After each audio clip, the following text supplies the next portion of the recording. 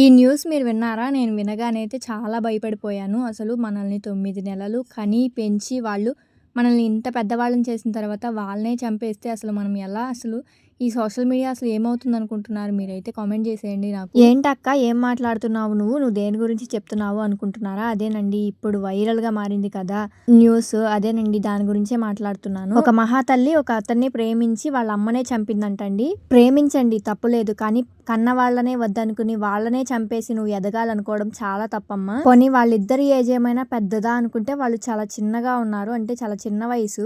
అంత చిన్న వయసులో పెళ్లి చేయడానికి ఏ తల్లిదండ్రి కూడా ఒప్పుకోరు కదా. మన తల్లిదండ్రి మన గురించి ఆలోచించి ఏదైనా చెప్తారు. ఏదైనా సరే వాళ్ళ మాట విని మనం డెసిషన్ తీసుకోవాలి. వాళ్ళ అమ్మగారు పూజ చేసుకుంటూ ఉన్న టైంలో ఒక బెడ్షీట్ కప్పేసి సుత్తెతో అయితే కొట్టిందంట తలపైన. వాళ్ళ అమ్మగారు అయితే ఇప్పుడు చనిపోయారు. కొన్ని సంవత్సరాల నుండి ప్రేమించిన ఆ అబ్బాయి కోసం నువ్వు అంత చేస్తే 9 నెలలు మోసి కంది నిన్ను కడుపులో మీ అమ్మగారు. అమ్మా నీకు శాంతి కల